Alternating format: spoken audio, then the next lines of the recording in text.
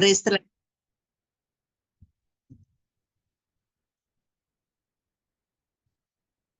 எல்லாருக்கும் என் அன்பின் தோத்திரங்கள். கடவுள் இந்த வருடம் முழுதும்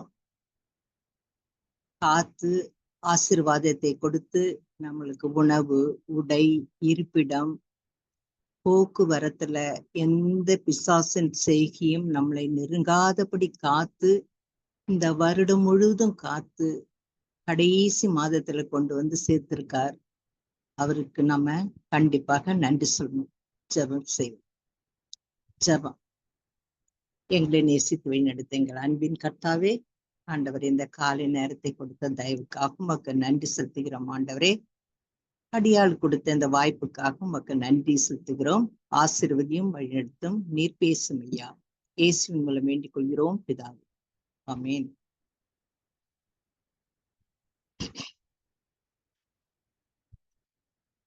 கடவுள் நம்மளுக்கு இந்த வருஷம் முழுதும் பல நன்மைகளால நம்மளை நிரப்பி எவ்வளோ ஆசீர்வாதத்தை நம்மளுக்கு அவர் கொடுத்து எண்ணிலடங்கா ஆசீர்வாதங்கள் கொடுத்து கொண்டு வந்து சேர்த்திருக்கார். ஒவ்வொருத்தருடைய வாழ்க்கையிலும் பிரகாசமாக இருந்திருக்கிறார்.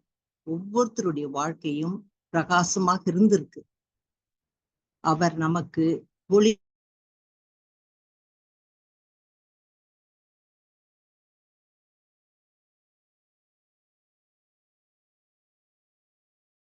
ஒளி தரும் ஆண்டவர். ஏசாயா 9ஆம் அதிகாரம் 2ஆம் வசனம் 6வது வசனம். ஏசாயா 9ஆம் அதிகாரம் 2ஆம் வசனம் 6ஆம் வசனம். இருளில் நடக்கிற ஜனங்கள் பெரிய வெளிச்சத்தை கண்டார்கள். மரண இருளின் தேசத்தில் குடியிருக்கிறவர்களின் மேல் வெளிச்சம் பிரகாசித்தது. நமக்கு ஒரு பாலகன் பிறந்தார், நமக்கு ஒரு குமாரன் கொடுக்கப்பட்டார். கர்த்தத்துவம் அவர் தோளின் மேல் இருக்கும். அவர் நாமம் அதிசயமானவர், ஆலோசனை கர்த்தா, வல்லமையுள்ள தேவன், நித்திய பிதா, சமாதான பிரபு என்னப்படும். ஆமென். ஸ்தோத்திரம். இருளில் நடக்கிற ஜனங்கள் பெரிய வெளிச்சத்தை கண்டார்கள். பாவத்துல நிறைந்திருந்த மக்கள் முன்னால கடவுள் ஒரு பெரிய வெளிச்சத்தை கொண்டு வந்தார். மரண இருளின் தேசத்துல குடியிருக்கிறவர்கள் மேல் வெளிச்சம் பிரகாசித்தது. ஏசாயா 9ஆம் அதிகாரம் 2ஆல சொல்லப்பட்டிருக்கிறது. வெளிச்சம் பிரகாசித்தது. அது மட்டும் இல்ல, அந்தகாரத்திலும் மரண இருளிலும் உட்கார்ந்து இருக்கிறவர்களுக்கு வெளிச்சம் கொடுக்கவே இயேசு வந்தார். இயேசு பாலகனாக பிறந்திருக்கிறார், மனிதராக பிறந்திருக்கிறார். இயேசுவே ஒளி. யோவான் 12:46 நம்ம பார்க்கும்போது, நான் உலகத்திற்கு ஒளியாக வந்தேன், நான் உலகத்திற்கு ஒளியாய் இருக்கிறேன், அந்த ஒளி இருளிலே பிரகாசிக்கிறது. ஆமா, இருளான வாழ்க்கையில் அந்த ஒளி என்ன செய்தான்? பிரகாசமாக இருக்கிறது. இப்ப நம்ம இந்த கிறிஸ்துமஸ் நாட்களிலே, கிறிஸ்துமஸ்னாவே நம் நினைவுக்கு வர்றது கொண்டாட்டம் தான். உண்மையிலேயே இயேசுனுடைய பிறப்பு நம்ம மகிழ்ச்சியுடன் கொண்டாடப்பட வேண்டிய ஒன்றுதான். அதை நம்ம மறுக்கவும் இல்லை, மறக்கவும் இல்லை. இந்த கொண்டாட்டம் இயேசுவையும் அவர் ஒளி தரும் ஆண்டவர் என்பதை மறந்து நாம் இருளை நோக்கிதான் சென்று கொண்டிருக்கிறோம். உலகத்துல கடவுளுக்குள்ள நம்ம வாழணும்னு நினைச்சா கூட, பாவமான இந்த உலகத்துல நாம வாழும்போது அந்த வெளிச்சத்துக்கு வர்றது நம்மளுக்கு ரொம்ப கடினமாக இருக்கிறது. அதனால் நாம் சில நேரம் அந்த இருளை நோக்கிதான் நம்ம சென்று போயிட்டு இருக்கோம். நாம் இந்த இருளை அகற்றி வெளிச்சத்துக்கு நம்ம கண்டிப்பா வர வேண்டும். அவருடைய வார்த்தைக்கு நம்ம கீழ்ப்படிந்து அவருடைய வார்த்தையை பின்பற்றி நமக்கு நடக்கும்போது ஒளி தரும் ஆண்டவராக இருக்கிறார். நம்மளுடைய வாழ்க்கையில் ஒவ்வொரு நாளும் ஒளி தரும் ஆண்டவராக இருக்கிறார். இயேசு கிறிஸ்து இவ்வுலகில் மனிதனாய் அவதரித்தது இருளில் இருக்கும் நடக்கும் ஜனங்களை வெளிச்சத்தை காணும்படி செய்யவே. அவர் இந்த உலகத்துல பிறந்ததே பாவமான இந்த உலகத்துல இருக்கிற மக்களை காப்பாற்றவே வெளிச்சத்தை அவரு கொண்டு வந்தார். இயேசு ஒளியா இருப்பது மட்டும் இல்லை, இந்த கிறிஸ்துமஸ் கொண்டாடுகிற நம்ம ஜனங்களை பார்த்து நீங்க உலகத்துக்கு வெளிச்சமா இருக்கிறீங்கன்னு சொல்ல. எவ்வளவு ஒரு ஆறுதலான வார்த்தை பாருங்க. நீங்கள் உலகத்திற்கு வெளிச்சமா இருக்கிறீர்கள் சொல்றார். அநேகர் உலகத்துல நம்ம இருட்டாவே வாழ்ந்துகிட்டு இருக்கோம். இதுவரை நம்ம இருட்டின் வாழ்க்கையில் வாழ்ந்திருந்தாலும் இந்த கிறிஸ்துமஸ் கொண்டாட இந்த மாதத்தில் இருந்தாவது வெளிச்சமா இருக்க, பிரகாசிக்க நம்ம என்ன செய்யணும்ன்றத கொஞ்சம் வேதத்தோட கொஞ்சம் நம்ம ஒப்பிட்டு பார்க்கலாம்.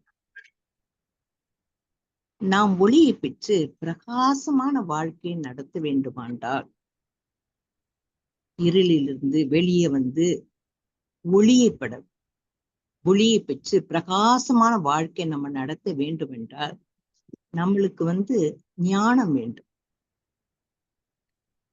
ஒண்ணு ஞானம் வேண்டும். அடுத்தது இயேசுவை நாம் பார்க்க வேண்டும். மூன்றாவதாக கண்கள் சுத்தமா இருக்க வேண்டும். இந்த மூன்றும் கண்டிப்பா இருக்கும். அப்பதான் நம்ம வாழ்க்கையில ஒரு பிரகாசம் கிடைக்கும். ஒண்ணு ஞானம் வேண்டும். 2 கண்களை நாம் சுத்தமா இருக்க வேண்டும். 3வது இயேசுவை நாம் பார்க்க வேண்டும். ஞானம் பிரசங்கி 8:1 நம்ம பார்க்கும்போது மனுஷுடைய ஞானம் அவன் முகத்தை பிரகாசிக்க பண்ணும். நம்மளுக்கு கடவுள் ஞானத்தை கொடுத்திருக்கிறார். ஆனா எல்லாருக்கும் ஒரே மாதிரி கொடுக்கல. நம்ம கடவுளை தேடணும். அப்படி தேடும் போது நம்மளுக்கு ஞானத்தை அவர் கொடுக்கும்போது நம்முடைய முகம் அவ்வளவு பிரகாசிக்க பண்ணுமா. தானியேல் 12:3 பார்க்கும்போது ஞானவான்கள் ஆகாய மண்டலத்தின் ஒளியைப் போலவும் அநேகரை நீதிக்குட்படுத்துகிறவர்கள் நட்சத்திரங்களைப் போலவும் என்றென்றைக்கும் உள்ள சதா காலங்களிலும் பிரகாசிப்பார்கள். ஆமா, ஞானவான்கள் ஆகாய மண்டலத்தின் ஒளியைப் போல. ஆகாயத்துல பாருங்க, நட்சத்திரத்தை பாக்குறோம், சூரியனை பாக்குறோம், சந்திரனை பாக்குறோம், எவ்வளவு பிரகாசமா இருக்குது. அன்னைக்கு கீதா சிஸ்டர் சொன்னாங்க, நான் நட்சத்திரத்தை பார்த்து அதோட கொஞ்சம் யோசித்து அதெல்லாம் பேசுவேன் அப்படின்னாங்க. உண்மை, நட்சத்திரங்களோட நம்ம பேசணும். இயற்கையோட நம்ம பேசணும். பேசும்போது நாம கடவுள் நம்மளோடு இருந்து நம்மளுடைய வாழ்க்கையில் எல்லாவற்றையும் என்ன செய்வார்? பிரகாசிக்க பண்ணுவார்.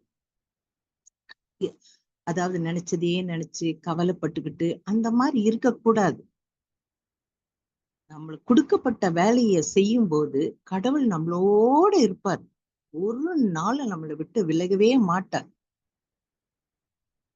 ஆதலால நம்ம என்ன செய்யணும்? ஆகாய மண்டலத்தின் ஒளியை போலவும் நீதிக்குட்படுத்துகிறவர்கள் நட்சத்திரங்களைப் போலவும் என்றென்றைக்கும் சதா காலத்திலும் பிரகாசிப்பார்கள் சொல்றாங்க. இப்ப ஞானம் என்பது நம்ம சிலர்லாம் நினைக்கிறோம், படிச்சுட்டோம், வேலை பார்க்கிறோம், நல்லா சம்பாதிக்கிறோம், நான் ரொம்ப ஞானத்தோட நடக்கிறேன்னு சிலர் சொல்லுவாங்க. அதெல்லாம் ஞானம் கிடையாது. நீ என்னதான் நாம பட்டங்கள் பெற்றாலும் கடவுளை அறியாவிட்டால் அவன் பைத்தியக்காரன் தான். எவ்வளவு பட்டங்கள் நீ பெறலாம், எவ்வளவு வசதியாக இருக்கலாம் உலகத்துல, ஆனால் தேவனை அறியாவிட்டால் நாம் எல்லாருமே பைத்தியக்காரர்கள் தான். மூளை அறிவை விட ஆன்மீக அறிவு தான் நம்மளுக்கு இருப்பது நல்லது. இந்த ஞானம் நம்மளுக்கு எப்படி கிடைக்கும்? நீதிமொழிகள் 1:7 பார்க்கும்போது கர்த்தருக்கு பயப்படுதலே ஞானத்தின் ஆரம்பம்.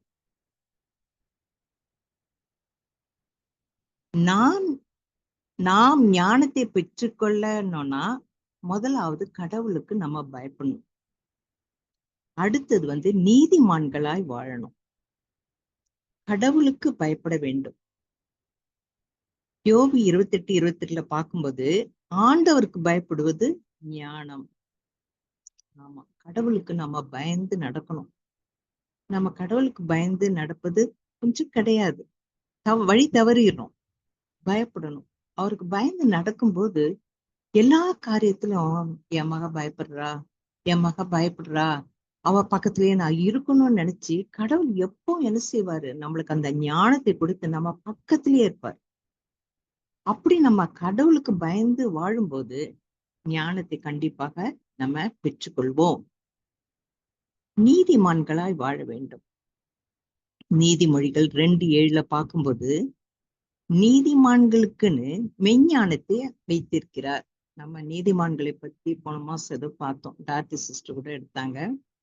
நீதிமான்களுக்கு என்று மெய்ஞானத்தை வைத்திருக்கிறார். நாம் அந்த நீதியை கடைபிடிக்க வேண்டும். நீதியான வழிகளில் நம்ம செல்ல வேண்டும். பாவத்தை நம்ம வெறுக்க வேண்டும். அதாவது அநீதியை நம்ம என்ன செய்யணும், வெறுக்க வேண்டும். இப்படி நம்ம நடக்கணும்னா நம்ம கடவுளை தேடணும். இந்த ஞானத்தை நம்மளுக்கு கொடுக்கறது யார்? ஞானம் நம்மளுக்கு என்ன பெற்றோர்கள் கொடுத்த சொத்தா? இல்ல. இல்லாவிட்டா நம்ம சேர்த்து வச்ச சொத்தா? இல்ல. இல்லாவிட்டா மற்றவங்களுடைய சொத்தா? அதுவும் இல்ல. இல்லாவிட்டா நம்ம காசு கொடுத்து வாங்கணுமா? இல்ல. நிச்சயம் யாராலையும் அந்த ஞானம் கொடுக்கவே முடியாது. ஞானத்தை கொடுக்கிறவர் கடவுள் ஒருத்தர் தான். நம்ம என்னதான் நீங்க குட்டிகரணம் போட்டா கூட, எவ்வளவுதான் பணம் வச்சு, எவ்வளவுதான் நீங்க என்னால முடியும்னு நீங்க செஞ்சா கூட, கடவுள் ஒருத்தர் இல்லாம நம்ம ஒண்ணுமே செய்ய முடியாது. கடவுள் நம்ம ஞானத்தை கொடுக்கிறவர் கடவுள் ஒருத்தர் தான். நாம கடவுளை கேட்கணும். யாக்கோபு 1:5 பார்க்கும்போது, உங்களில் ஒருவன் ஞானத்தில் குறைவுள்ளவனாக இருந்தால் தேவனிடத்தில் கேட்க கடவன், அப்போது அவனுக்கு கொடுக்கப்படும் என்று சொல்லியிருக்கிறார். நம்ம எல்லாரும் ஒரே மாதிரி இருக்கிறது இல்ல. சிலர் நல்ல புத்திசாலியா இருப்பாங்க, சில கொஞ்ச ஞானத்துல குறைவுள்ளவங்களா இருப்பாங்க. எல்லாரும் ஒரே மாதிரி நம்ம இருப்பது கிடையாது. அப்ப நம்மளுக்கு குறைவுள்ளவர்களா இருக்கும்போது நாம கடவுள்கிட்ட கேட்கணும். இயேசுவே, நீர் எங்களுக்கு ஞானத்தை தாரும் அப்பா அப்படின்னு நம்ம கடவுள்கிட்ட என்ன செய்யணும், கேட்கணும். அப்படி நம்ம கேட்கும்போது நம்மளுக்கு கடவுள் கொடுப்பாரா? கண்டிப்பா கொடுப்பார். அவர் கேட்டா கொடுக்காம இருக்கவே மாட்டார்.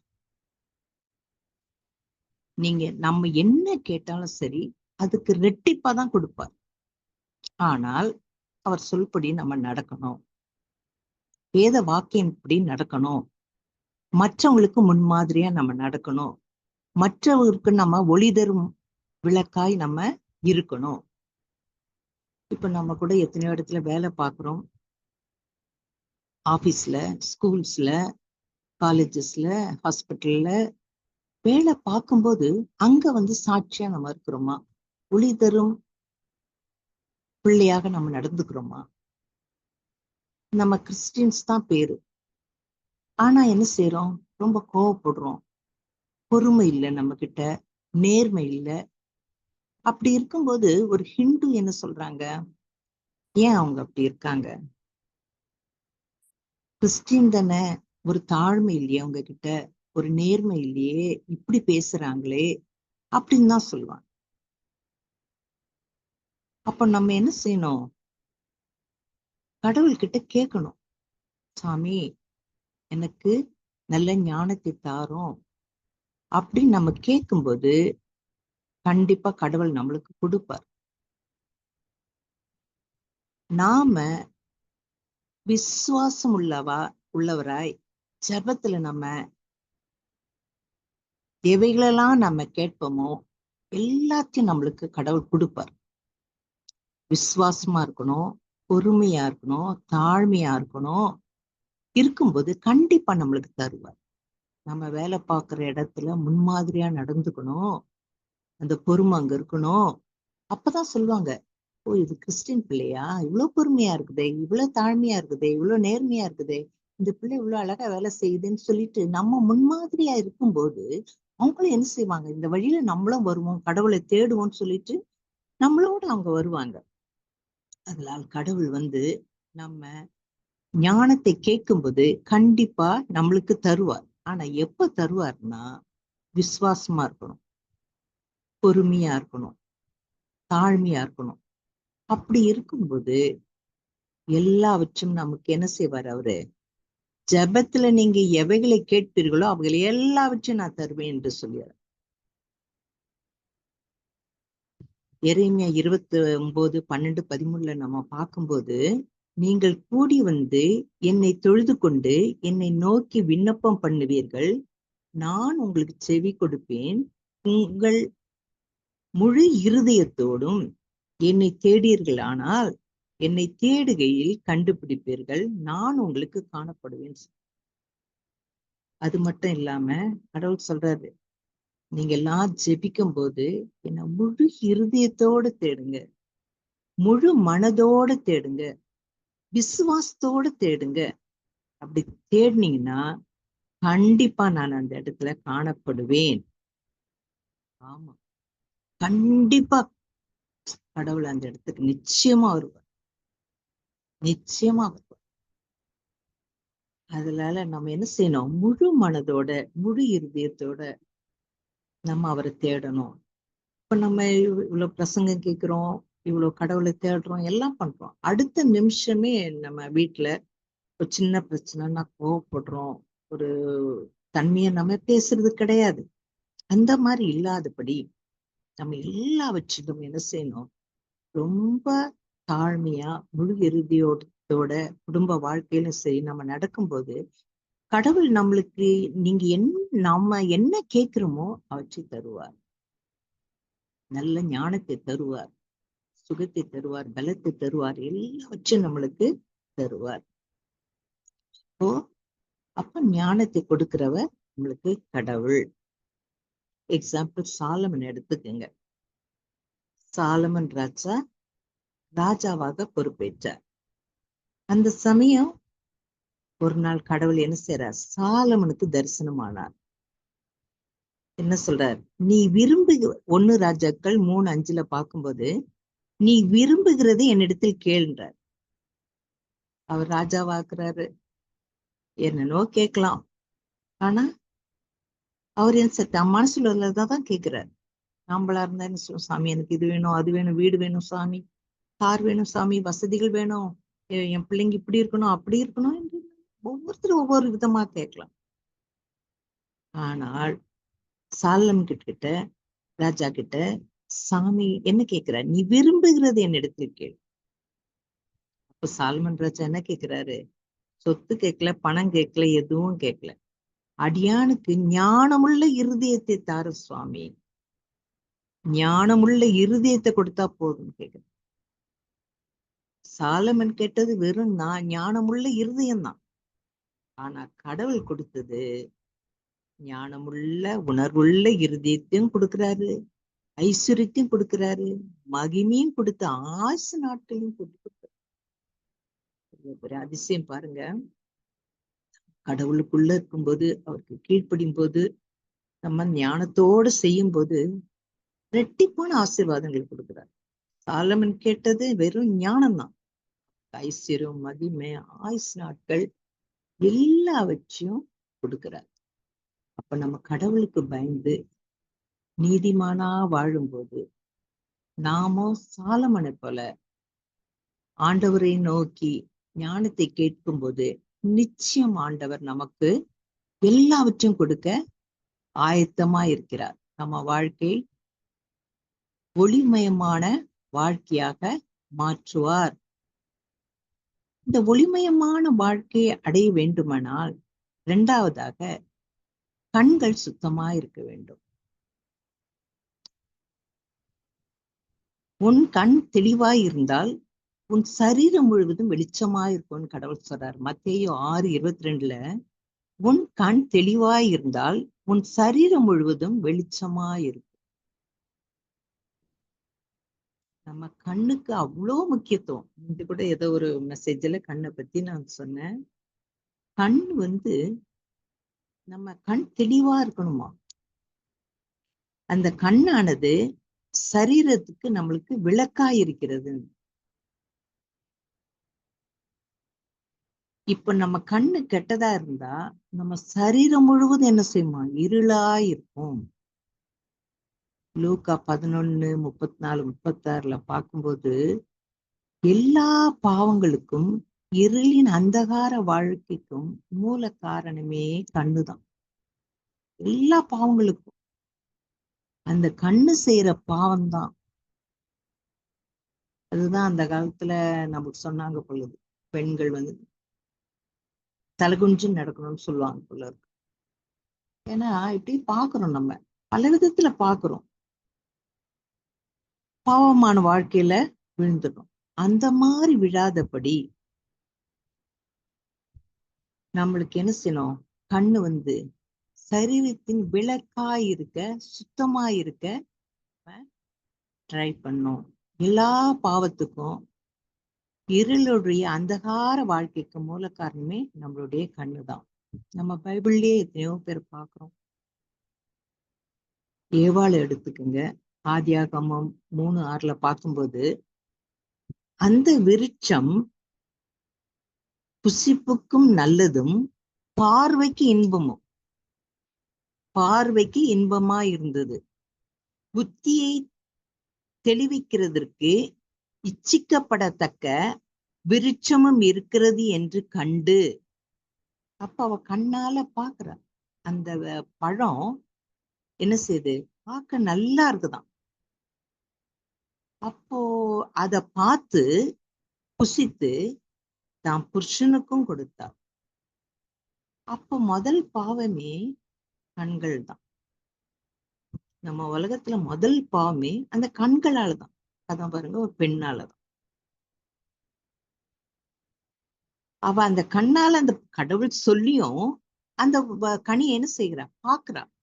கடவுள் இதை எதுவும் பார்க்காது, எதுவும் புசிக்காதுங்க, எதுவும் செய்யாதுங்கன்னு சொல்லிட்டு போயும் அவ பார்வை என்ன செய்யுது, இப்படியே பாக்குது. ஏன்னா பெண்களுடைய பார்வை அப்படிதான். இதை வாங்கலாமா, அதை வாங்கலாம், எல்லாருமே அது நேச்சுரல் குணம்.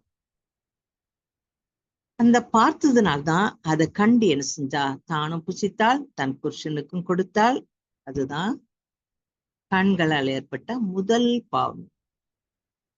அடுத்தது நம்ம யோசுவா 7:21-26 பார்க்கும்போது ஆகான் அவங்க கொள்ளையில இந்த பாபிலோன் சால்வையும் 200 வெள்ளி செக்கலையும் 50 செக்கல் நிறைவான ஒரு பொன் பாளையத்தையும் நான் கண்டு. அவர் பார்த்து சொல்றார், நான் பார்த்து அதை இச்சித்து எடுத்துக்கொண்டேன். அப்ப அதை பார்த்ததுனால அவருக்கு ஒரு டெம்டேஷன். அதை என்ன செய்யறாரு, எடுத்துடுறாரு. அந்த இருளின் அந்த பாவத்தை செஞ்சதை ஈடுபட்டதுனால அவருடைய முடிவு என்ன, எல்லாரும் என்ன செஞ்சாங்க, கல்லேந்தி கொல்லப்பட்டார். அதே போல தாவீதையும் நம்ம பார்க்கிறோம். தாவீதை பத்தி தெரியாதது யாருக்கும் இல்ல. இப்படியா கண்ணுன்ற வேர்ல இருந்து நம்ம கொடிய பாவங்கள் முளைத்து எழும்புகிறது. கண்ணுதான் நம்மளுக்கு ரொம்ப டேஞ்சரஸ். அதனால் கடவுள் சொல்றாரு, உன் கண்கள் உனக்கு இடரல் உண்டாக்கினால் அதை பிடுங்கி எடுத்து போடுன்னு சொல்றாரு. இப்போ கண்ணு எவ்வளவு முக்கியத்துவம் பாருங்க. நம்மளுக்கு கண்கள் தான் நம்மளுக்கு கஷ்டத்தையே கொடுக்கிறது. இந்த மாதிரி செய்யும்போது நம்ம என்ன செய்யறோம், நாம கடவுள்கிட்ட இருந்து பெற்றுக்கொண்ட ஞானத்தை இழந்து விட்டோம். இந்த மாதிரி பாவம் செய்யும்போது கடவுள் நம்மளுக்கு ஞானத்தை தருவாரா? தரமாட்டார். உண்மையிலேயே நம்ம டென்ஷன் ஆயிரும். டென்ஷன் ஆகி வீட்டுல இப்படி அப்படின்னு ஏதாவது இதுக்கு இது வேணும் அது வேணும் இப்படி இப்படின்னு போது நம்மளை மறந்துடுறோம், மறந்து கோவப்படுறோம், கஷ்டப்படுறோம். நம்ம ஞானத்தை என்ன செஞ்சிடறோம், இழந்துடுறோம். அதனால நமது கண்களை என்ன செய்யணும், நம்ம தூய்மையாக வச்சிருக்கணும். நமது கண்கள் வெளியே போகும்போதும் வரும்போதும் வீட்டுல இருக்கும் போதும் நம்ம கண்கள் நல்லதே பார்க்கணும், நல்லதே செய்யணும். பார்க்கும்போது நம்ம மனசும் அதுக்கு இடம் கொடுக்கும். கண் என்ன சொல்லுதோ அதுதான் நம்ம மனசு இடம் கொடுக்கும். அப்ப நம்ம வாழ்க்கையில என்ன செய்யணும், ஒளி ஒளி பிறக்கும் நம்ம வாழ்க்கையில. நாம் நமது கண்களை தூய்மையாக வைத்திருந்தால் நமது கண்கள் தெளிவா இருக்கும். நாம மற்றவர்களுக்கு என்ன செஞ்சிருப்போம், ஒளியா இருப்போம். இந்த மாதிரி நம்ம வாழ்க்கைக்கு நம்ம ஒளியா இருக்கணும்னா, நாம இந்த ஒளியுள்ள வாழ்க்கையை நமக்கு கடவுள் நம்மளுக்கு கொடுக்கணும்னா நம்ம என்ன செய்யணும், மூணாவதாக இயேசுவை நம்ம பார்க்க வேண்டும். இயேசுவை பார்க்க வேண்டும். சங்கீதம் 34:5 நம்ம பார்க்கும்போது, அவர்கள் அவரை நோக்கி பார்த்து பிரகாசம் அடைந்தார்கள். இயேசுவை நோக்கி பார்த்து பிரகாசம் அடைந்தார்கள்.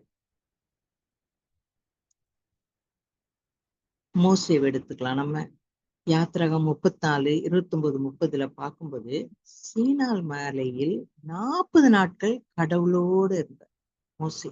40 நாட்கள் கடவுளோடு இருந்து அவரையே பார்த்து பேசிக்கொண்டே இருந்தார். அப்ப மோசையினுடைய முகம் பிரகாசித்து, நம்ம அவரை நோக்கி பார்க்கணும்.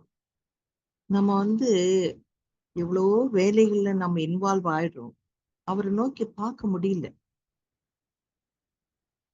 காலையில பாக்குறோம், காலையில ஜெபம் பண்றோம், அதோட ராத்திரி மற்ற வேலைகளை நம்ம பார்க்க ஆரம்பிச்சிடறோம். அவரை நம்ம அவரோடையே நம்ம இருக்கும்போது, வேலை செய்யும் போது கூட சரி, கடவுளோட நம்ம பேசணும். கடவுளோட நம்ம பேசணும். உலகத்துல எவ்வளவோ நடக்குது, என்னென்னவோ யூடியூப்ல எல்லாம் போடுறாங்க. அதெல்லாம் பார்க்கும்போது கஷ்டமா இருக்குது. இயற்கை அழிவு. இயற்கை அழிவுனாவே கடவுளுடைய சாபம்தான், இருளை தான் கொண்டு வர்றார். ஏன்னா இயற்கைக்கு நம்ம மதிப்பு கொடுக்கறது கிடையாது. நம்ம நட்சத்திரத்தை பார்த்து பேசுறது, அந்த ஒளியை பார்த்து பேசுறது, செடிகளை பார்த்து பேசுறது, அதெல்லாம் அதுல கடவுள் இருக்கார். நான்லாம் எங்க வீட்டுல தோட்டம் நல்லா இருக்கும். காலையில போன உடனே இந்த தோட்டத்துல எல்லாம் கிளீன் பண்ணுவேன். கிளீன் பண்ணிட்டு எல்லாம் இது பண்ணி ரொம்ப சுத்தமா தண்ணி எல்லாம் விடுவேன். அதே பேர் கோழிங்களும் இருக்கும், அதுக்கும் சுத்தம் செய்து எல்லாவற்றையும் பார்த்துட்டு தான் வருவேன். சப்போஸ் ஒரு நாள் காலையில போலன்னா என் மனசுக்கு ரொம்ப கஷ்டப்படும். என் மனசு ரொம்ப கஷ்டப்படும். அதாவது நான் அதாவது அந்த வேலையை நான் செய்யலையே, அதுக்கு வேண்டியதை நான் கவனிக்கலையே. செடிதான் ஆனாலும், கோழிதான் சொல்லுவோம், ஆனாலும் அத எனக்கு மனசு இடமே கொடுக்காது. முதல் போயிட்டு அதை போய் கவனிச்சுட்டு அதுக்கு உணவு போட்டுட்டு அந்த செடிகளையும் எல்லாம் ஓரெல்லாம் சுத்தம் பண்ணிட்டு எல்லாம் இது பண்ணி எல்லா செடியும் நல்லா பார்த்து அதுக்கு தண்ணி ஊத்திட்டு, ஏதாவது பூச்சி இருக்குதா அப்படின்னு பார்த்துட்டு, ஏதாவது பூச்சி இருந்தா கூட சிசர்ல வெட்டி எல்லாத்தையும் சுத்தம் பண்ணிட்டு தான் நான் என்ன செய்வேன், வீட்டுக்கு வருவேன். வீட்டுல மற்ற காரியங்களை பார்ப்பேன். இப்போ நம்ம ஒரு ஒரு வேலை செய்யும் போது, நம்மளுக்கு உலகத்துல வேலை இருக்கு, கடவுள் நான் அந்த வேலை செய்யும் போது கூட ஜெபம் செய்வேன். நான் அந்த செடியோடு பேசிக்கிட்டே செய்வேன். சப்போஸ் தண்ணி ஊத்தலைன்னா சாரி நான் அப்படின்னு கூட சொல்லுவேன். நான் என்ன ஒரு ஒரு சந்தோஷம் இருக்குன்னு தெரியுமா, அந்த செடிகளோட பேசுறது, அந்த மிருக ஜீவன்களோட பேசுறது, அதுல ஒரு சந்தோஷம். வேலை பார்க்கும்போது பிள்ளைங்களோட சும்மா இருக்கும் போதெல்லாம் பிள்ளைங்களோட பேசுவேன். எனக்கு கிளாஸ்ல அது போய் ஃபர்ஸ்ட் ஸ்டாண்டர்ட்ல போய் உட்காந்து அந்த குழந்தைங்களோட பேசுவேன். பேசி என்னம்மா சாப்பிட்ட, ஏதுமா சாப்பிட்ட, எப்படி இருக்க, ஜெபம் பண்ணியா அப்படின்ட்டு அதுல நம்மளுக்கு ஒரு சந்தோஷம். அந்த மாதிரி நம்மளுடைய வாழ்க்கைய சந்தோஷமாக செய்யணும்னா இப்படி நம்ம பல விதத்துல நம்ம என்ன செய்யணும், நம்மளை வந்து மனசு ஈடுபடுத்திக்கணும். அப்படி இது பண்ணும்போது நம்ம ஜெபிக்கவும் செய்யணும் அந்த நேரத்துல. இப்போ நம்மளுக்கு அதுல ஒரு சந்தோஷம், அதுல நம்ம இயேசுவை நம்ம பாக்குறோம். மோசே பாருங்க, 40 நாட்கள் கடவுளோட இருந்தார், கடவுளோட பேசி கொண்டிருந்தார், அவருடைய முகம் பிரகாசித்தது. அந்த மாதிரி நம்ம நடக்கும்போது நம்மளுடைய வாழ்க்கையில உண்மையிலேயே ஒரு பிரகாசம் இருக்குது. நான் ரொம்ப சந்தோஷமா சொல்லுவேன் நான். அதாவது இவ்வளோ கஷ்டங்கள் இருக்குது, இல்லாம இல்லை. ஆனாலும் நீங்க பாருங்க, உங்களுடைய மனசை சுத்தமா வச்சுக்கிட்டு செய்ய வேண்டிய காரியங்களை உண்மையா முழு மனதோட எல்லாம் செய்யும் போது கடவுள் நம்மளுடைய வாழ்க்கையில வந்து பிரகாசமா வைக்கிறார். அது மட்டும் இல்லாம எல்லாவற்றையும் நேர்த்தியாக செய்து கொண்டு வருகிறார்.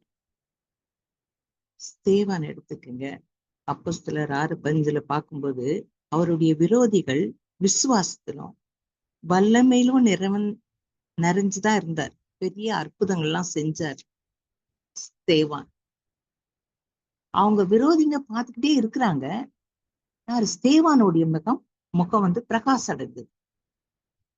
உலகத்துல எவ்வளவு கஷ்டங்கள் வந்தாலும் கடவுளை நோக்கி நம்ம பார்க்கும்போது அவருடைய முகம் வந்து, நம்மளுடைய முகம் வந்து பிரகாசம் அடையும், நிச்சயம் அடையும்.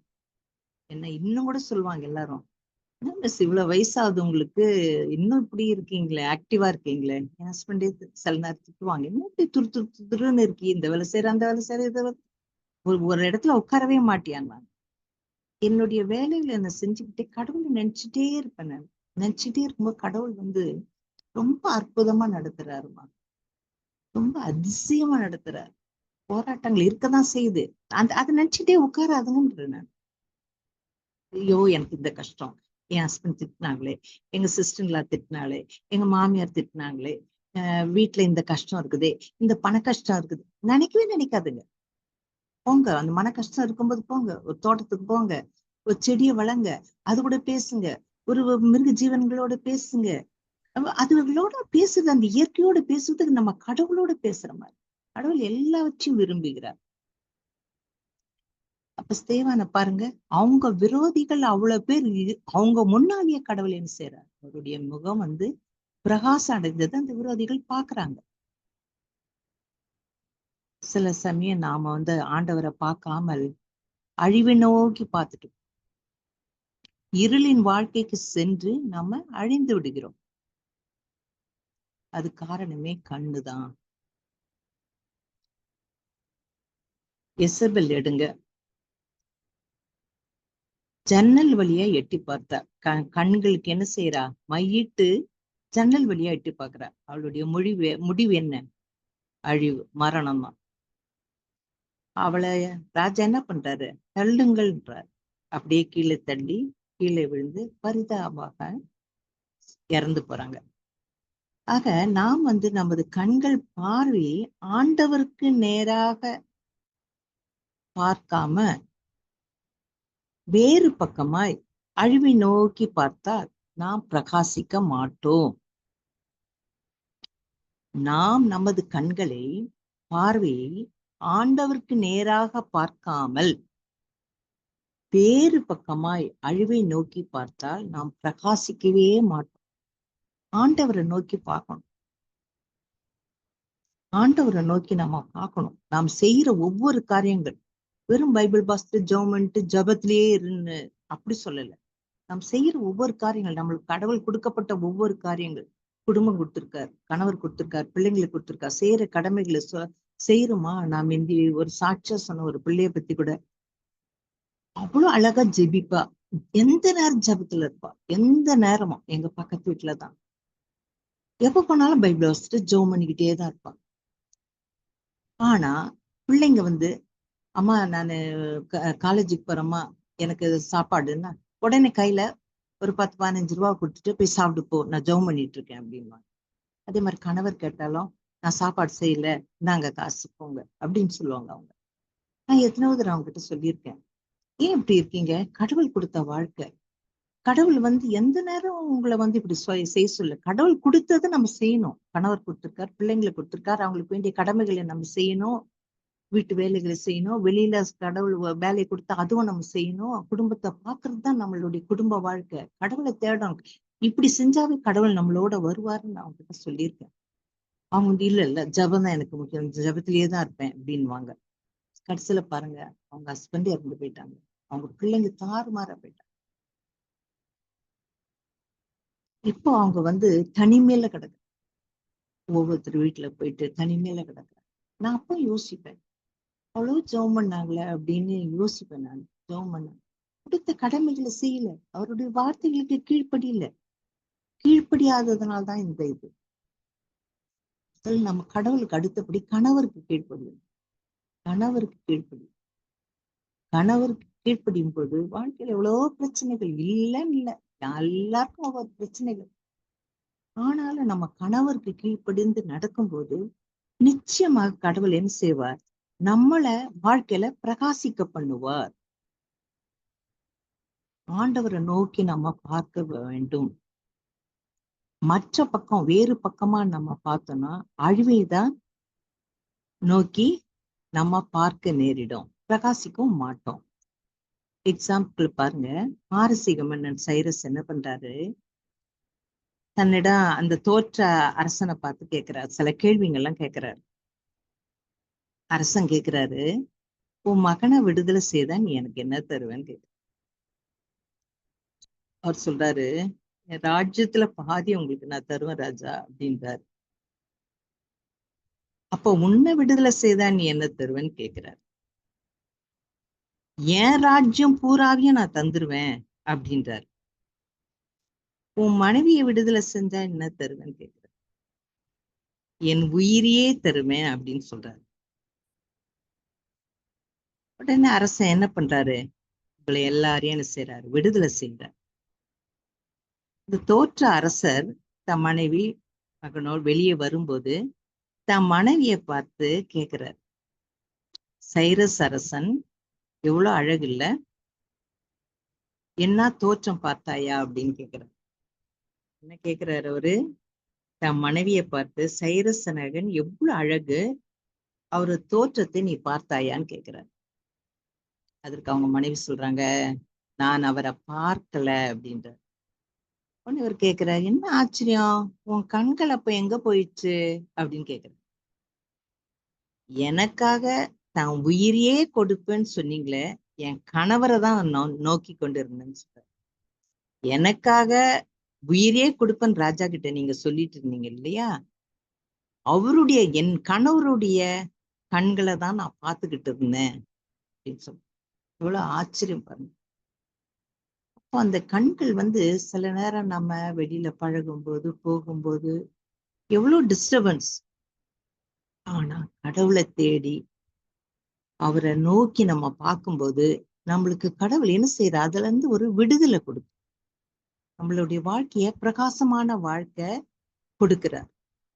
அதனால நம்ம பிரகாசமான வாழ்க்கை வேண்டும்னா, விடுதலை பெற்று ஒளிமயமான வாழ்க்கையில் நம்ம பிரவேசிக்க வேண்டுமானால் நம்ம ஆண்டவராக இயேசுவேன்னு செய்யணும், நோக்கி பார்க்க வேண்டும். இது வந்து உண்மை.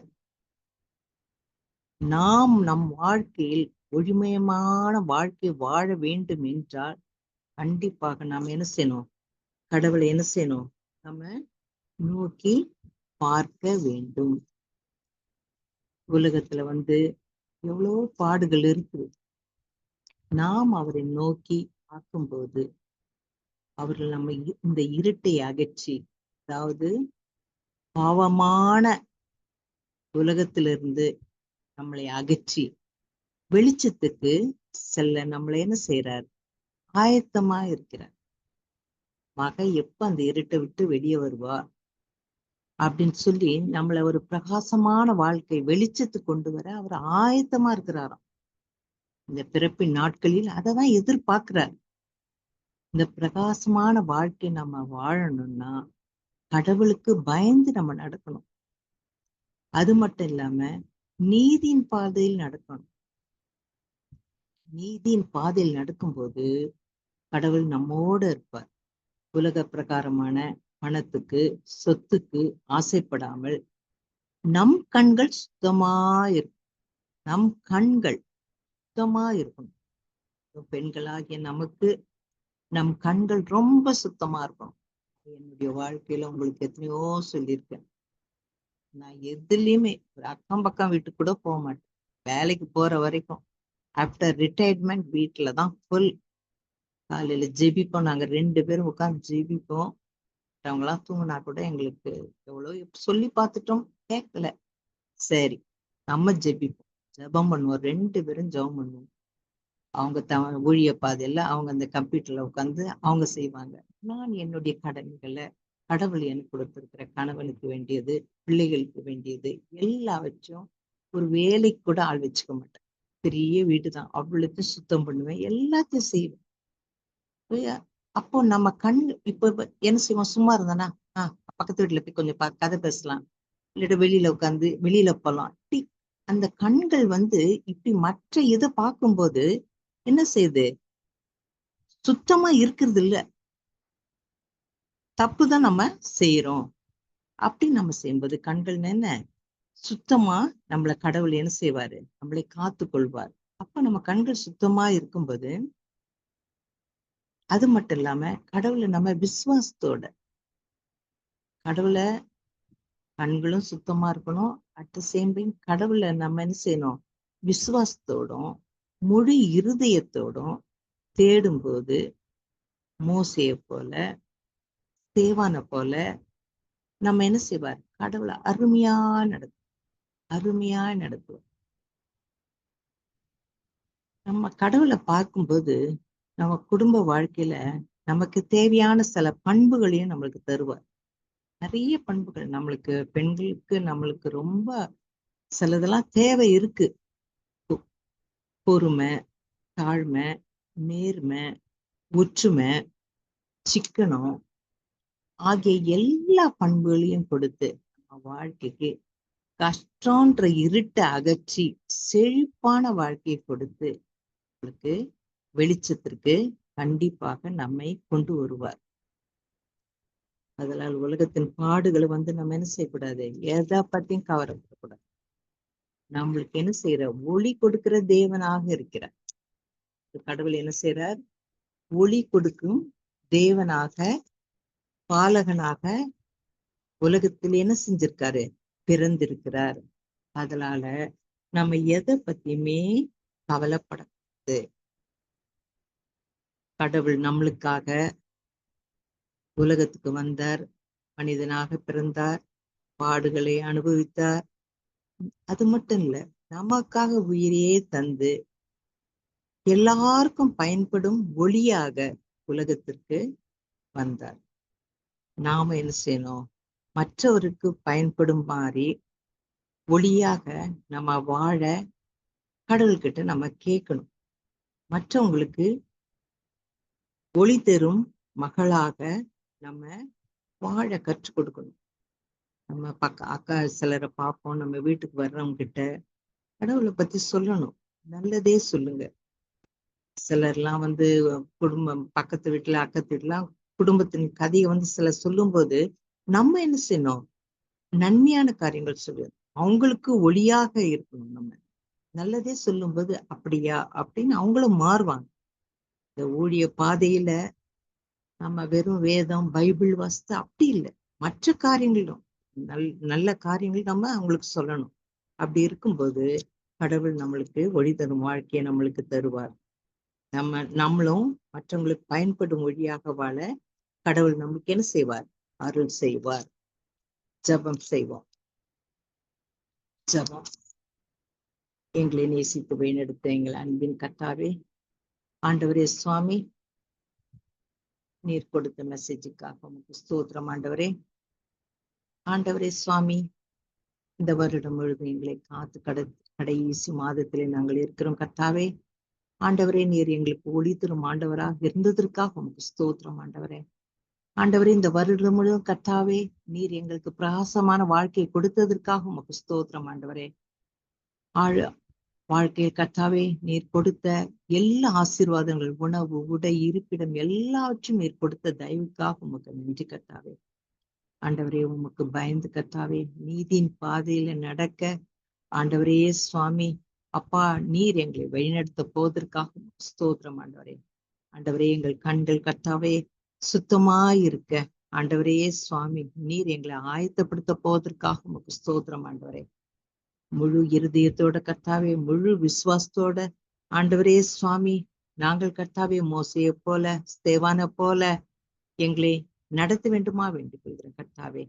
ஆண்டவரே சுவாமி, குடும்ப காரியங்களில் பார்க்கும்போது கர்த்தாவே, ஆண்டவரே சுவாமி, எங்களுக்கு உரிய தாழ்மையான குணம், நேர்மை, பொறுமை, ஒற்றுமை, ஆண்டவரே வாழ்க்கையில் ஆண்டவர் எல்லாவற்றையும் கொடுத்து கர்த்தாவே, எல்லா பண்புகளையும் கொடுத்து ஆண்டவர் வாழ்க்கையில் கஷ்டம் என்ற இருட்டை அகற்றி எங்களுக்கு செழிப்பான ஆசீர்வாதத்தை நீர் கொடுத்து கொண்டு வருகிற தெய்வத்திற்காக உமக்கு நன்றி கர்த்தாவே. ஆசீர்வதியும் வழிநடத்தும் கர்த்தாவே. ஆண்டவரே நன்றி ஆண்டவரே, நன்றி ஆண்டவரே. ஆண்டவரே சுவாமி, அப்பா நீர் ஆண்டவரே எங்களுக்காக கர்த்தாவே பிறந்து பாடுகளை அனுபவித்து கர்த்தாவே, ஆண்டவரே சுவாமி, அப்பா உமது உயிரையே தந்தது அனைவருக்கும் பயன்படும் ஒளியாக ஆண்டவரே நீர் உலகத்திற்கு வந்தீர். அதே போல கர்த்தாவே, நாங்களும் கர்த்தாவே மற்றவர்களுக்கு பயன்படும் ஒளியாக வாழ நீர் அருள் செய்ய வேண்டுமா இயேசு கிறிஸ்துவின் மூலமாய் வேண்டிக் கொள்கிறோம் பிதாவே. ஆமேன்.